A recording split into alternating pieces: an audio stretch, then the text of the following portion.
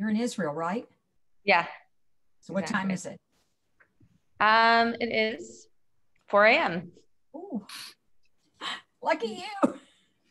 And by the way, it's actually pretty good. It's actually not bad at all because I like quiet now, so it's actually helpful. Hi, Atara. We're eating dinner. That's why I'm not on video. Oh, at home.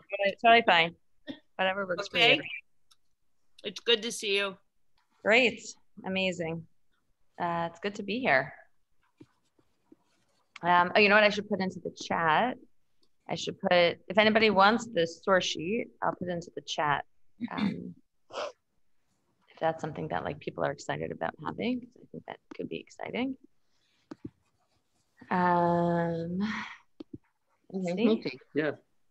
Hello. How come you're wearing my hat? Hey, Mom. Too. You see Daddy? Okay. Yeah. Everybody wants to say hi to my parents. Those are my parents. Hi. Y'all. Glad y'all could join us. By the way, it's a little cold up here. We wouldn't mind doing that. Right, in person. All cold here too. Right, it definitely is a benefit. Okay, so I put into the chat if anybody's interested. I put into the chat the what's it called? The source sheet, which we'll start, I guess, in a minute. I hope that everybody is doing well. And okay. Okay. Okay, I'm gonna mute y'all. All right, I didn't call me. It wasn't there.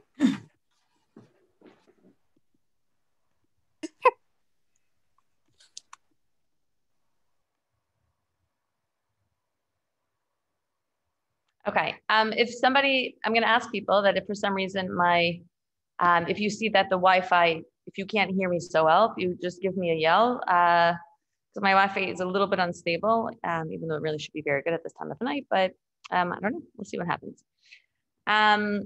Okay. So we are going to be doing really one of my favorite concepts we're going to be studying tonight, which is the intersection between communal responsibility and personal responsibility and communal responsibility. How much do you protect yourself? How much do you really focus on what's going on in your own personal life? Versus how much you have to really focus on what other people need. And it's actually very interesting. I personally live next door to my brother-in-law, sister-in-law in Israel. And my brother-in-law is a philosopher. That's actually his job. He's a professor of philosophy at Hebrew University, focusing on ethics and metaphysics, which makes for like lively table conversation, or maybe you could argue very not lively table conversation. It's generally actually very, very lively. Especially during when we're in lockdown, we really don't see anybody except for them. So we end up we have these like very long running conversations about like stupid things and also very deep things. But I've really started seeing a lot of things through the lens of philosophy. So to be perfectly honest, I actually had a total, like I really had a different kind of idea going through what I was going to talk about tonight. And then of course, I started just schmoozing with my family, and there, like we started talking about utilitarian philosophy, and it's actually very, very cute. Like late at night, I have a 10-year-old that I lie down like that when I put her to sleep at night. She like has like these very, very big questions, and it's very fun that I'll say sometimes she'll ask me these very deep questions, and I'll say instead of saying, we'll talk about it in the morning. I'm like, oh, go ask your uncle. And she's like, why do these things happen? And what happens to our souls? And all these like very deep things. So I just kind of shunt it over to him. But that also means that in really it's tinging a lot of my thinking about halachic and Tanakh sort of subjects. The second thing is that I think we're right now in a major in a major crisis mode with the pandemic, everything that's going on. The conversation in Israel, thank God, we've really reached a point where people who need to protect themselves, who really feel like they're at risk for COVID-19, people have really, thank God, been able to generally protect themselves from COVID. But we really have a bigger obstacle, which is really like herd immunity. Like there's some people who can't protect themselves and young children and stuff like that. And we've reached the point where vaccinations are happening in the 20-year-old range, 20 to 40, 16 to 40 actually just opened up in Israel a few days ago to COVID vaccination, which I'm sorry, like, most of you hearing this, it's really pretty amazing. And the conversation that's going on right now is what's the responsibility of people to get the vaccine as opposed to in terms of like the entire population. And how do we get people to vaccinate themselves if they themselves don't feel they're personally at risk, but it's important for the nation as a whole and for the world as a whole to vaccinate? How does that interplead?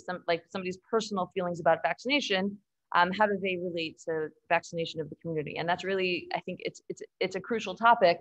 And we've reached that point, thank God, in Israel where that's becoming a conversation. Like, it's not just people who feel like they want to protect themselves, but it's people who feel that it's important to protect all of society. It's a given, by the way, of course, that we're a little bit nervous about, God forbid, COVID affecting younger people, but like that's really a conversation. So I wanted to really look at that lens through Esther and Mordechai. And to see how that manifests itself. So I'm going to pull up right now the source sheet. I put it into the chat if anybody wants to download from the chat, and I put it on a few WhatsApp groups. So if you want to print it out, if that's easier for you. It's a very small font. So I'm actually going to put up a Word document in case somebody wants to print out a larger font one. Okay, so sorry, give me 20 seconds. Okay, hang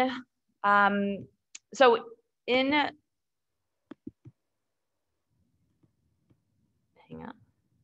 Okay, sorry. Okay. So in the Megillah, we know that in Perek Daled, Mordechai finds out, or just put ourselves in the frame of what's going on. In the Megillah, we have this situation where Mordechai comes to Esther and says, "Hey, it's very, very important that you go to Achashverosh and you have to beg for the lives of our lives, the lives of all of the nation." And Esther says, "I can't. It's if I go to the king, he's going to kill me. It's like very crucial that you're called, that you don't just it's very crucial that you don't just show up. If you just show up, then I could get killed." And Mordechai, in the course of this conversation, Mordechai has a really interesting conversation, I think, with Esther. And if you look at I put it in the English, I highlighted between red and blue. I think that there are two distinct arguments. Vayomer Mordechai la'ashiv el Esther. This is in, I did not put up the Word document in case you're looking for it. I just put up the PDF just because it was going to get corrupted when I put it into the chat. So bear with me here. Vayomer Mordechai la'ashiv el Esther. Mordechai said to Esther, Al tidami b'nafshech. Do not imagine that you, lihimalet beit hamalach mikol haYehudim, that you, of all of the Jews, that you will escape by being in the king's palace. Okay, so that's really an argument of saying that you are part of our nationhood. You have no distinct identity as somebody who is exempt from the rules that apply to all Jews. So don't think that that's going to happen. However, if you are quiet at this moment, relief and deliverance will come from somewhere else. That's actually a little bit like the opposite. Like the first one is saying like you're part of the Jews, and the second thing is you're actually not so crucial because you are going to die. Again, going back to the idea that you're one of the nation. And maybe you came to this royal position, that you ended up in the king's palace as the queen, maybe for just such a crazy situation, for exactly this crisis. So what's interesting is that there's a going back and forth between saying to Esther, you're a part of the nation. You're going to die like the rest of the nation. You're just like everybody else. While on the other hand, you have this role, like you have been given very, very distinct gifts, or maybe, I'm not sure she considered a gift to be the queen, but you have been put in a very particular position that's distinct from everybody else. And you have to leverage that gift. You have to leverage that situation in order to save all the Jews. Okay. And then Esther comes back and says, go and arrange all these fasts, and I'm going to go, and im avadati avadati. That's that last thread. If I'm going to perish, I'm going to perish. Like if I die, I'm going to die. And so then I had like this whole textual analysis, which we'll get to anyway. And I was having this conversation with my husband, and he's like he was reading a book that he told me about. And if you go, I'm scrolling down to the end because I think that it's important sometimes to tell the end of the story before we get to the beginning. If you go to right at the bottom, there's an author named Michael Sandel. I'm not sure if anybody has heard of him. That he wrote a book called Justice a couple years ago, which is made the rounds. It's an excellent book. And he just recently came out with a new book that the name escapes me right now, but he has a really interesting conversation about Michael Jordan in it. And he says, like, Michael Jordan, and I'm not like making a political conversation right now. It's really just, this is a moral philosophical conversation. I don't mean this in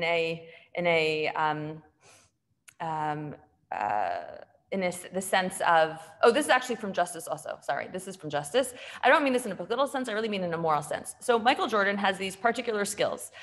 He is super tall, he's super strong, and he is able to shoot a basket and have these clutch moments. And he has this mental toughness, and he has this physical toughness. And he makes a lot of money, like an absolutely obscene amount of money. And somebody might come to Michael Jordan and say, hey, listen, yeah, you should be able to keep, a bunch of your millions. But the honest truth is, like, you should take a very significant amount of your money and give back to society. You benefit from medical development. You should finance medicine. You benefit, you have to go on a road to get to your arena to play. Again, this is when he was actually playing. You need to go on a road. You should finance infrastructure. You should give a ton of taxes so that the government can use that money to then turn around and build roads, and the government can turn around and build the infrastructure of communication so that when people come to the arena and give in their ticket, they can get their ticket scanned.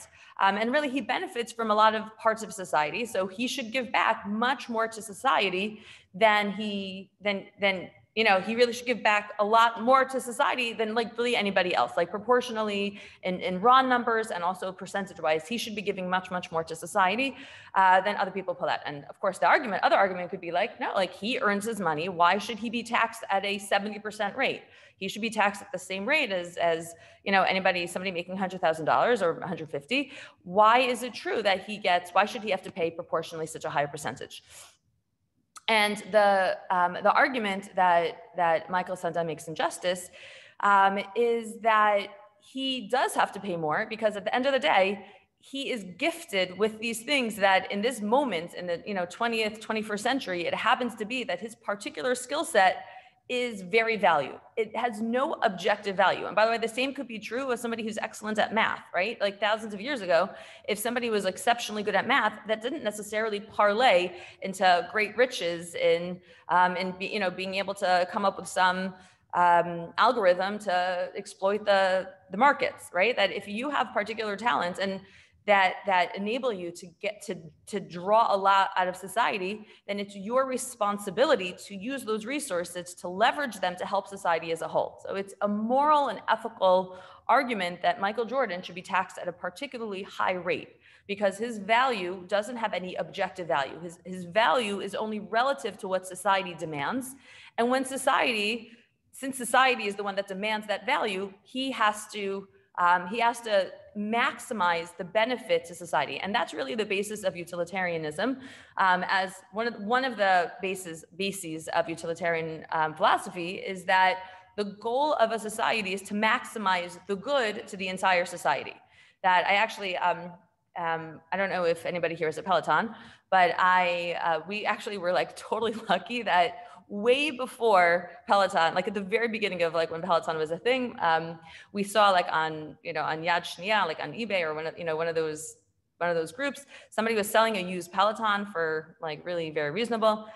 We bought a Peloton 2-3 years ago, and I never got into it, but then we moved to Israel, brought it with us, and gyms are closed. So now I've been like totally using the Peloton. I love it. And Peloton, the way that it works is like, I think it's with every spinning, but I just never spun before. And it's the same as in a treadmill. There's an equation that determines what your output is. I guess it's with any velocity, that your resistance plus your speed is what determines your output. And if anybody has been in a spinning class before or a treadmill class before, then there's like this thing called a leaderboard, and you try to advance on the leaderboard, and it's based on your output. And there are different ways to game the system. Like you actually could end up not having your best workout because you're trying to game the system and use whatever combination of speed and resistance, like meaning it's harder to pedal. So speed, time, like the speed and the resistance, you play with it to get up on the leaderboard, but it could be that you're actually not maximizing your workout, because it could be that you should, be just going faster and faster regardless of your power, of your resistance, or it could be that you should be pedaling harder on building your muscle mass and not focusing on speed. So sometimes people really want that, maximize that output as opposed to the factors that go into it. But that's what utilitarianism really is that you have to figure out the equation that maximizes the good for society. And over the history of philosophy, of this school of philosophy, there's been different definitions of what the greater good is. What is the most good in society? So some people originally, actually happiness was one of the goals, that you try to make as many people as happy as possible. So again, that's that balance of how many people are happy and how happy are they. So you maximize whatever that output of happiness is, you try to maximize. And over time, good has been changed. Maybe it means ethical, moral good, and maybe it means as many people, like some people try to do a financial metric, some people try to do a health metric or quality of life metric. But whatever it is, it happens to be that if you look around the world, the fact that a small percentage of the world has so much of the resources of the, so much of the percentage-wise has so much of the resources of the world, it's really not an accurate, we're not really maximizing the good in the world. It could be that we're maximizing the good in our particular community. But again, going back to the vaccine distribution, I just was reading about South Africa is actually going to try to just authorize, or is in the process of authorizing the Johnson & Johnson vaccine as opposed to the AstraZeneca, because Johnson & Johnson is probably more effective against the South African variant. And I thought it was like really interesting that, they're really going for instead of protect, like each individual person might be able to protect themselves better with a 2-shot Pfizer or Moderna vaccine. But as a society, it's easier to do the 1-shot vaccine that doesn't require freezer refrigeration, right? So it makes sense as a nation to do a less effective vaccine and vaccinate more people, right? As opposed to focusing on the wealthier areas that are able to get a more expensive, more complicated vaccine, but more protection. So it's really about maximizing protection, even if there are individuals that might get sick from COVID because they're not as protected as they could be, even though they could afford the resources needed for a quote unquote better vaccine. Okay, so we're gonna go back to the beginning of going back into the text, and I wanna look at this again. So what's interesting is that going back to this original part, when Mordechai said, don't imagine that you of all the Jews will escape with your life by being in the king's palace. So it could be that he is saying that, I wonder if he's saying that you can actually, it is possible that you're going to survive, right? But that's not going to be, while you and your father's house will perish, there is conversation about what perish will mean. It could be tovedu means that you're going to get lost. It doesn't necessarily, even though we have lashmid, laharogu, la'abed, abed means like to wipe out, it really doesn't mean to kill necessarily. It could be that you're going to perish on a more spiritual level, on a metaphysical level. And it's possible that really what he's saying is that even though you personally can maximize your survival in the king's house, don't think that that's going to mean that you will survive in a bigger sense, because what really you are part of a national whole, and your father's house. He's really connecting her back to like her nationhood. You are going to lose out on the bigger sense if you try to maximize your personal salvation, because it's really your responsibility to think about the whole. Okay.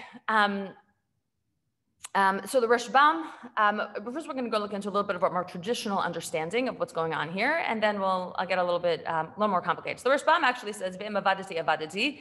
So he says, what does it mean to be lost? If I'm killed and lost, im heya haruga v'avuda, then I'll suffer for them. So when Esther comes back and says, I agree to go even if I'll be lost, so Rashbam goes with the traditional understanding that I am going to be killed. But I think it's very interesting that Rashbam, as I said before, that avadati, I will be lost. I think we can understand, even though Rashbam is saying that it means I'm going to be killed, the fact that he's a pshat mefarshim, the fact that he has to point out that I'm going to be lost means I'm going to be killed, that actually tells us that there's multiple meanings. He actually even says that I'm going to be killed and lost. If you look, he says it's both killed and lost. That means that lost doesn't necessarily mean killed. It really means that there's something else that's going on. Okay, so what does that mean to separate? What does that mean that she's going to be lost? So first I want to think about what it means that she's part of this nation, right? She said that when Mordechai says, don't imagine that you could separate yourself, that you alone are going to be saved. I want to spend a little bit of time thinking about what that means. Why is it that she can't do this? Like, why can't she separate herself? So Rambam says in Hilchot Tshuva, the laws of repentance, he says it's actually that that there's a metaphysical thing that happens when you separate yourself. If you try to think about only yourself, then you actually lose out in the long run. So looking at the second thing, ha'osa avero. So he says that if there's a person, ela who's nivdal me'adat Yisrael, if somebody separates himself, ve'enos mitzvat b'klalan, and he doesn't do the mitzvot, the commandments that are part of being the klal, of being part of the congregation. For example, lo nechnas b'tzaratan, he doesn't join in their pain. Lo mit'aneh b'ta'anitan, he doesn't fast during their fasts. And by the way, that brings to mind the images that we have. It happens to be not during this trouble because people really aren't supposed to congregate, but like in general, whenever there's a terrible thing that happens, we congregate. They have these mass Tehillim sayings at the Kotel where thousands and thousands of people show up and like fill the steps leading down to the plaza. But like even right now I'm in like a WhatsApp group of like two different people who are sick, and there's a young woman in Teaneck, and I'm sure many of you who have heard of that are learning should be a refuah shlema for her. There are WhatsApp groups upon WhatsApp groups that are being opened of like they're reaching their max of number of people who could be in WhatsApp groups because of people saying Tehillim, like where people just go into Tehillim cycles, and they're full groups, and they're on their like fourth, fifth group filled with people who are saying Tehillim, right? So when we fast and when we have a trouble, we gather together. There's a concept of communal gathering at times of trouble. But this person, holech b'darko, this individual goes on his own. He thinks it's just a regular nation. He feels like he's not part of the Jews. He doesn't have a portion in the world to come, which is really interesting because Rambam has a very interesting idea of what the world to come looks like. Like, what exactly does he mean by that? But it means that he is separating himself from his communal destiny. Like, it could be that he's living out his physical life right now in peace, right? He's eating and he's drinking and enjoying himself, but he, on a greater level, he personally is losing out. Okay. I'm actually that's okay. I want to look at a parallel story where we have a similar situation where somebody who is exceptional, like so this is just like in Esther, we have a situation. Esther is really quite exceptional. And we have a situation where we have an exceptional Esther who is being demanded to be part of a community, and she's kind of vacillating whether or not she should throw her lot in with the community. At the end, she has to be convinced, but when she's convinced, she puts her lot in. I want to compare that, or like look at a parallel story that we have from Sefer Melachim, the Book of Kings, in Perek Daled. There's a woman, we don't even know her name, and she's called the Isha HaShunamit, the woman from Shunam. And she's an exceptionally hospitable person. And there is a prophet named Elisha. And Elisha Hanavi was a disciple of Eliyahu, right? The big Eliyahu Hanavi that we know of. He is traveling like prophets in those days. Navi used to travel around and wander around. And Elisha would go around, and he didn't have a place to stay. He didn't have a permanent home base, and he didn't have, there were no Airbnbs, and there wasn't like restaurants weren't common at the time. And she said, you know what? We have a little bit of an extra space in my little attic. I always think it's like interesting, by the way, when you go to archaeological sites and think about what an attic was, like people had max like two, a little corner of a roof spot. People actually used their roofs as an extra room. So that's actually probably what it was. We have a little room that I can make for him, and we could put a bed there and a table and a chair and a lamp, which is like minimum. I always think that's like I love this pasuk because it kind of shows you what you need to have in life. Like it's not enough to have a bed and a bed. You need a table, chair, and a lamp. I always think of this when we set up our guest room. I was thinking like, what are the things that you need? You need to have good lighting, and you need to have a place to sit. Spoiler alert, by the way, to my parents who, please God, will visit soon. I don't have a chair in my guest room. There's not room. Okay, Vayomer Lo. And Elisha comes and he says to his assistant, and he says, this woman from Shunam is just amazing. She's so helpful. She always comes and tries to help me out and give me stuff. What could I do for her? And the assistant said, the assistant goes and talks to her and says, what can I do for you? Like, how could I repay you? Should I talk to the king? Could I talk to the Sar Tzava? Could I talk to the guy in head of the army? Like, what could I do to make your life easier? Vathomer, and she said, B'toch ami ani yoshevet. I dwell amongst my people. It's really a remarkable statement. She basically is given a get out of jail free card, right? She's given the power to have anything that she wants, and her response is, B'toch ami ani yoshevet. I am part of the community. Okay, fast forward. It happens to be that Gehazi notices that she doesn't have children, and there's a whole story where she has a child and the child dies, and Elisha goes and resuscitates this kid. But that's not really the point I want to focus on. I want to focus on the idea that she says, "B'toch ami ani yoshevet," that she's somebody who understands that houses in those days were tiny.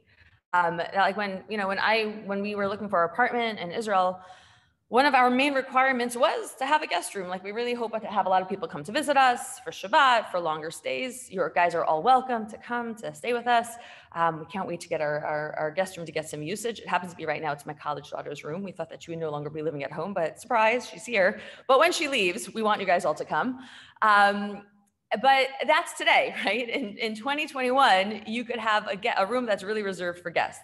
But that was a very unusual activity. People had no room for themselves. And this woman, who's not a wealthy woman, she said, I am going to take from my meager resources, and I understand that I'm going to sacrifice a significant portion of my comfort, that I'm going to permanently set off part of my house, which is very, very tiny, because there's this communal leader, there's a prophet, there's a Navi who goes around, and I want to make sure that he's so important for the community. I want to make sure that his needs are taken care of so that he could help the community. So she basically said, what resources do I personally have, right? She had very limited resources, but whatever resources I have, which is she had a house, I want to take some of those resources and leverage them and parlay them into how I could help the community. Okay, I have a little space in my house. Let me give it to the Navi, and the Navi is going to be able to go around and be helpful to the community. And that was a very unusual statement. And the fact that when she says, please don't single me out for anything special, right? Because b'toch ami ani yoshevet, I'm not any more special, I'm not any more different. I think she's really expressing a formulation of the utilitarian argument that whatever extra I have, I am going to think about how I could maximize, take whatever resources I have and maximize the benefits to the entire society. And I think it's a fundamental idea of tzibur. Like when we daven in a group, even if there's no minyan, right? Even if we don't have halachic quorum of 10 men, there's a value to getting together and doing things together. You know, Barov Am Hadras Melech. When we make Kiddush on Friday night or Shabbat morning, there's an idea of having one Kiddush for everybody at the table because there's power in numbers. There's power in joining the community. And I think when she says B'toch Ami and Yoetzet, she was really saying two things. She said, on the one hand, the reason that I am taking my little amount of space and donating it to the Navi is because I'm part of the nation. And I understand that this little corner of my room would be very helpful to me to hang my laundry and to put and to store my extra rice. But because I don't have children, that means I have a little bit of an extra space in my house. Let me use that extra space for the good of the community. And I think the flip side is that she says, and I don't deserve extra reward, right? I'm the Michael Jordan of my time, right? Michael Jordan, like if you were very tall and could play basketball, that wouldn't really help at the time of Tanakh. What would be helpful is having, like, she was blessed with a little extra room in her house. And she's saying, why do I deserve extra reward for using my resources for the greater good? So I think it's both ways. Like, I don't deserve extra reward, and I understand that I have to give back to the community. Okay, I want to think a little bit about where this comes from. Why is it that people are bound by the community? Why is it that people feel that they have to get together in these big groups of people and they have to daven all together? Where does that idea come from? I think we could really understand that from one of the most beautiful formulations that Rav Soloveitchik gives in his classic book called Dadido Fake. I actually, in moving, I found my copy that I annotated when I was 18, 19 years old and learning in Midrashah, learning in seminary. I found my annotated copy because I'm actually teaching in a seminary right now. And I'm learning it with one of my students. So actually, I found it and I brought it in for show and tell. And I'm like, look at my 19-year-old self learning the same book. It was a cute moment, but that really forced me to relook at it. This is a translation. It's the English. You can look at the original Hebrew, but I actually did not bring the Hebrew because the original lecture was actually given in Yiddish. So the Hebrew is a Hebrew translation of the Yiddish. So I figured in English might be closer to the English that as original.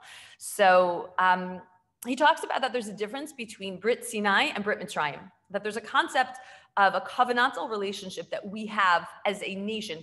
He's actually not talking about the relationship with God necessarily, but the relationship also that we have, not only a relationship with God, but our relationship with each other.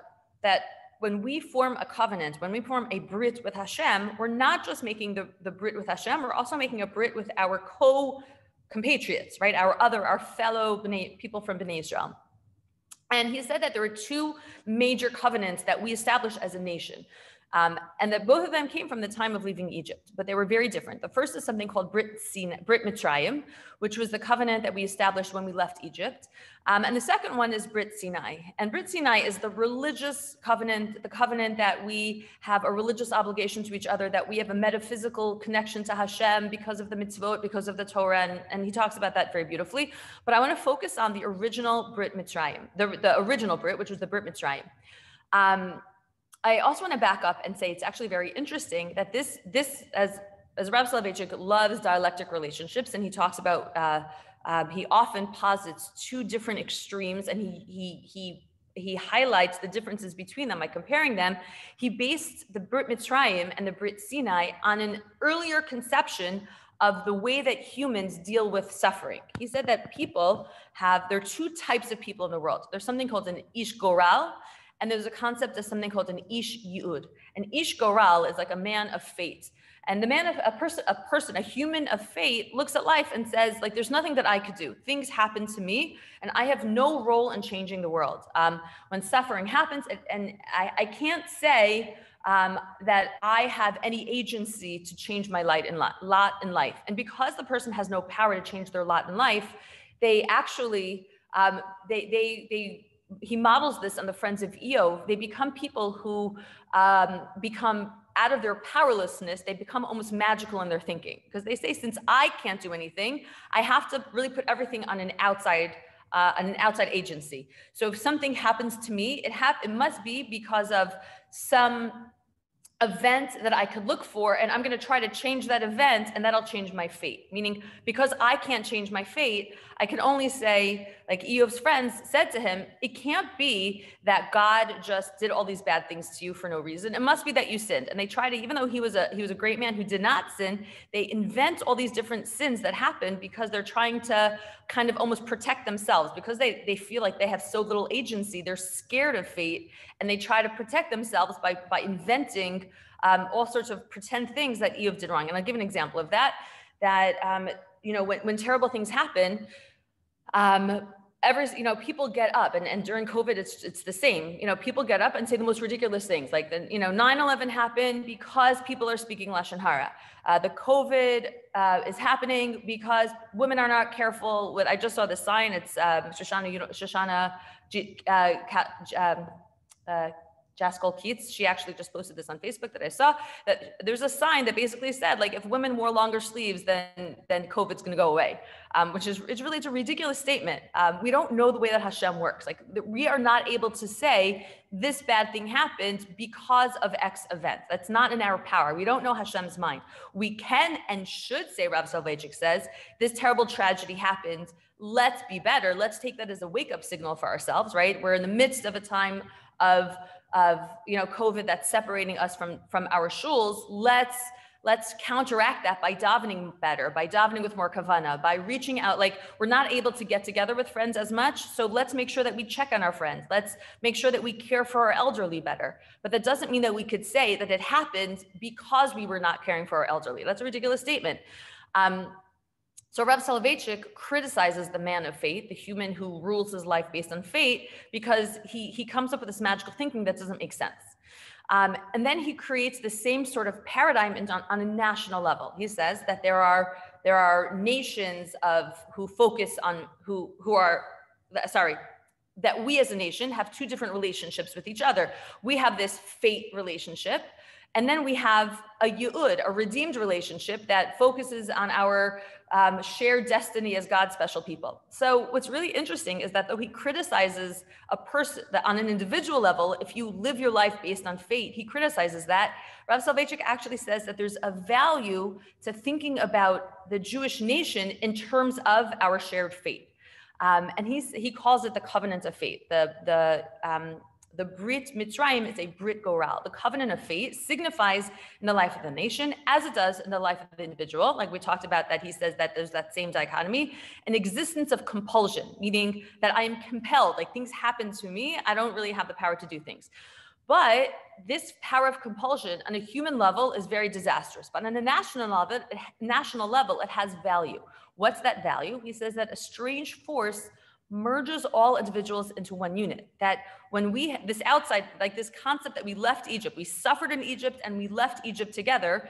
Forget about the Torah, forget about any religion. The fact that we suffered together means that we are one unit.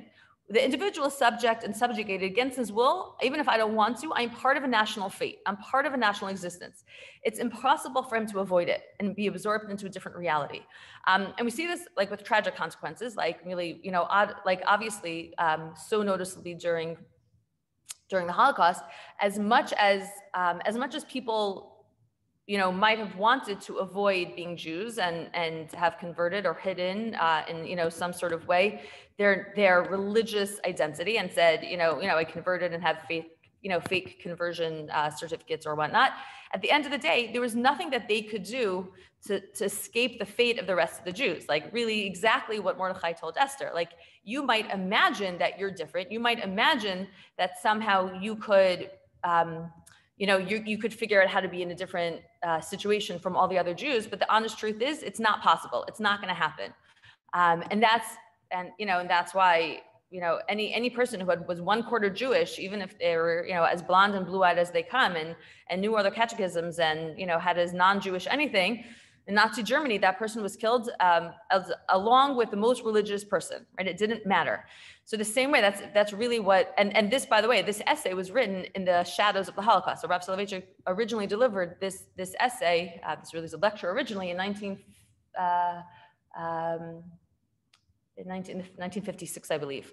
And he was really reacting to the Holocaust. And he said, understand that the Holocaust is a message to us that we don't have the power to escape this national identity.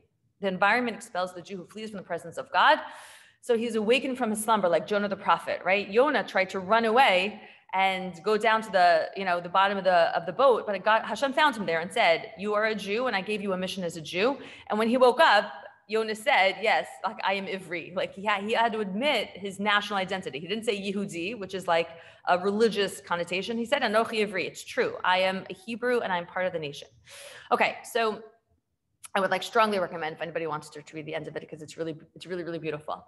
Okay, I want to go back to really the specifics of Esther and pull it together. Okay, so we talked about how Mordechai said to Esther, don't imagine that you will survive. And we understood that survive is not necessarily living, but also surviving. Don't think that you could exist independent of the rest of the Jewish nation, right? Because we saw that Rambam says that you al tifrosh min hatzibur, it means that you can't not join, really exactly talking about the situation of Esther. You can't avoid the communal prayer. You can't avoid the communal fasts. Because as much as anything else, at the end of the day, you're part of the Jewish nation, and you're not going to have a part of the world to come if you don't join. If you don't join with their fasts. And by the way, as a response to that, it's clear that I think it's clear that Rambam is really thinking about Esther because he highlights the fasts. And actually Esther comes back and says, yes, we're going to make a fast and everybody has to fast, right? That was part of, she was really responding and saying, yes, I'm acknowledging that I'm part of a community. We looked at how Rav Soloveitchik views our identity as something that's against our will, that our Jewish identity is something that's against our will. And we saw how the Isha Shunamid understood that once she's part of this community of Jews, then she has to take her resources and leverage them for the good of the entire community. That the utilitarian concept that I don't really maximize my own personal happiness. What's good for society is to maximize the good, however you define it, the most good for the most people in society is really how you choose your course of action. Yoram Chazoni, who's a modern modern political thinker, he has a comment in a book. I'll translate it. He says he calls his book is the lack of commandment and democracy. So he really thinks a lot about democracy. He's I'm sure many of you have read his books, and he thinks a lot about what is the role in a democracy of legislation. So it's really about legislation and democracy. And he sees Megillat Esther as a book about defying law. Like the entire concept, and it's a theme that comes up again and again in the book of Esther, about going against the law, right? The big thing that we're talking about in this particular case is that Esther says that I can't go to Achashverosh because it's against the law, right? If I go to Achashverosh, the law is, right, achat dato lahamid, that I'm going to be killed. And it comes up again later on, that when they try to reverse the law, that originally Haman corrupts Achashverosh's will, and he sends out a law about killing that people could kill all the Jews. And at the end of the book, Achashverosh says, I can't reverse the decree because it's the law of the land, right? If it's the law of the land, I can't reverse the decree. So they have to come up with the solution is not don't kill the Jews. The solution is the Jews can defend themselves, because Persia is stuck in a concept that you can't go against the law, right? So there's a dichotomy between the Persian idea of once the law is the law, there's no reneging, versus the Jewish idea, which is rampant all over the place, that we know, if you have ever seen the way that Israelis drive, is that laws are basically suggestions, right? And you really, all the time, people subvert laws, right? So that is the theme of Esther, right? Where Esther says, I can't go against the king because I'm going to be killed. And basically Mordechai says, you have to do it. Like part of being a Jew is understanding that you have to go against the law. And Yoram Chazoni actually says that that's a theme in general of Jewish continuity.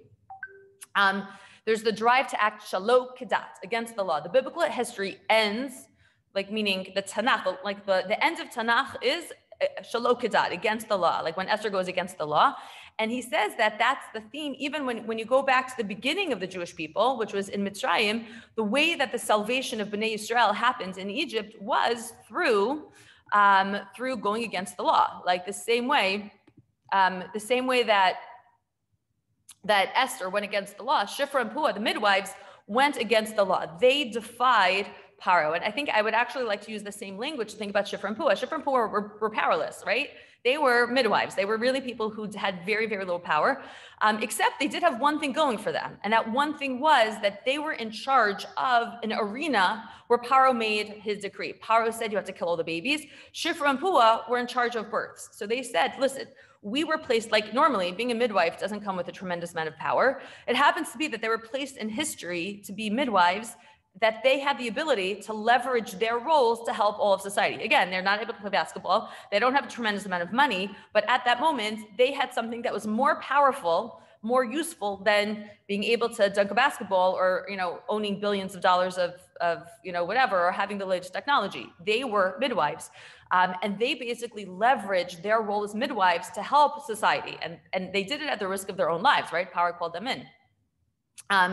And Yoram Chazoni points out that Shifra and Puah, like Esther, understood that you have to go against the commandment of the king in order to save. The biblical narrative is composed of generally from writers composed to be specifically critical of the Jewish and non-Jewish government's unjust laws and the unjust method of their rule. That we have a responsibility as Jews, that this idea is hammered home in the Torah, that when laws are unjust, when Paro's laws are unjust, when Achashverosh's laws are unjust, it's our rule to burst through the boundaries of law. Okay, again, I'm not, God forbid, saying that we should go against rules, right? We have a very important idea of dina de malchusa dina, right? That we have, we have to listen to, we have to listen to speed laws, and we have to listen to financial laws, and we have to listen to, in general, laws of property, whatever country we live in.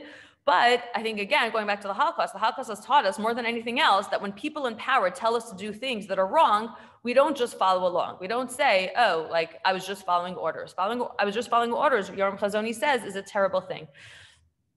I actually want to, I think that it's actually really, really interesting that this is really a main form, like this is a primary formulation. Again, going back to classic utilitarian thought of Jeremy Bentham, right? Jerry Bentham, who's one of the, who was a precursor of John Stuart Mill's. He really formulated this back in 16th century, I think. Somebody correct me on that. He said that the way that, like, he defines laws as just or unjust, like as do they end up with a better society or not? And he, like, people use him all the time. It's actually very, very interesting. Sometimes people use him all the time to justify illegal behaviors that are pretty ridiculous. But the truth is, he wasn't saying that you could just go against laws whenever you feel like it. But he said the way that you determine whether a law is just or unjust is how does it help, like what is the aggregate of good to society? So if a law benefits only of the select few, right, only those in power, and does a great disservice to everybody else, that means the law is unjust. And you could use that, and basically you use that formula as basically a litmus test about whether or not you should be following the laws. I'm misrepresenting it a little bit because that's really more of a modern interpretation of it. And people use it as people apply this. He had certain stances on animal rights and other stuff that people use. But at the end of the day, really what he's saying is that I think what Esther and what Shifra and Puah were doing is saying, does this law help society in aggregate or does it not help the society in aggregate? And we have a responsibility to say, as part of this national identity, and I think as a human identity, it's not just about Judaism, it's about being a human. At the end of the day, what do I do? Even if avadati kasher avadati, even if like the Shunammite woman had to sacrifice part of her house, which was, maybe a bit of a small sacrifice. But if Esther has to sacrifice her life, her comfort, if we have to sacrifice things that are important to us, right? If somebody doesn't, has particular thoughts about, like in a community, in Jewish communities all the time. Right now, we're building out, I live in a new neighborhood, and we're right now having a lot of conversations about how we want to build the community. What language should things be in? Where should the shul be located? Where do our resources go? And it's a really interesting, like a lot of times we kind of plop into a community and we kind of like say, okay, could I shift the community a little bit in this direction or the other direction?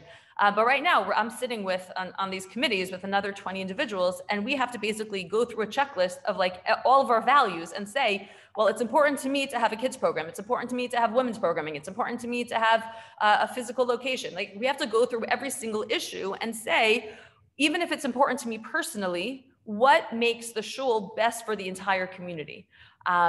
And even if, whoever donates the most money shouldn't necessarily get to decide that particular issue. Like if if somebody says like, I'm giving a donation to the shul and I think that we should buy more comfortable chairs because, my back hurts. Well, is that the best for the community, or is having programming for kids more important for the community? And, like speaking for a shul, that's always something that's really important. And dealing just in my little Dalet Amo, that I know that's always a conversation about the mikvah. When we talk about how to run the mikvah, that's always a big conversation of, what's best for all the users, what's best for the shul, what's best for the community versus like what might be best for an individual. It's always like a really, really big and important conversation. And I think what the Megillah is telling us that sometimes in our communal interactions, in our human interactions, and as citizens of our countries, as citizens of our community, it's really important to think about what's the greatest good, the aggregate good, even if sometimes that's at the expense of ourselves. I would actually like to take a second and just to highlight that there are always limits, right? That doesn't mean that self-care is a really important catchphrase these days. And I think it's important to also to stress that the Esther model is not ideal, right? That Esther was basically having to negate herself in order to save the community. And that's not what's really supposed to be demanded of us. We always have to, establish boundaries. We always have to say, I'm negating myself for the community, but at the end of the day, I'm, putting away my phone at dinner time, even if I might be getting a phone call that's important to the community, because it's important for me to be present for my family.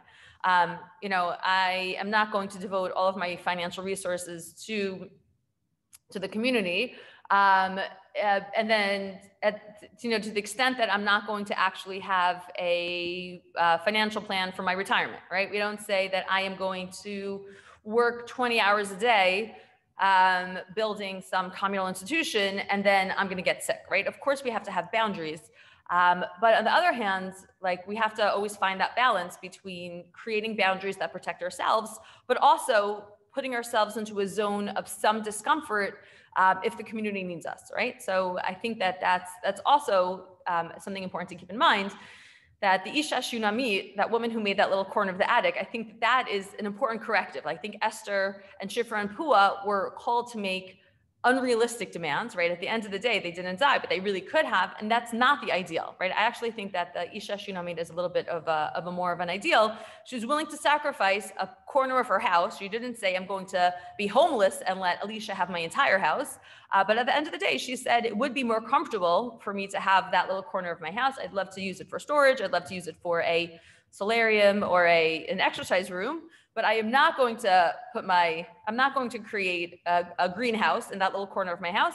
I am going to devote that to, I am able to sacrifice that for the community because that's going to make the Navi experience good for the entire community. And I understand that I'm part of the community, as Russell Bajik said, that I have a responsibility, but of course it's not going to be the extent of negating myself.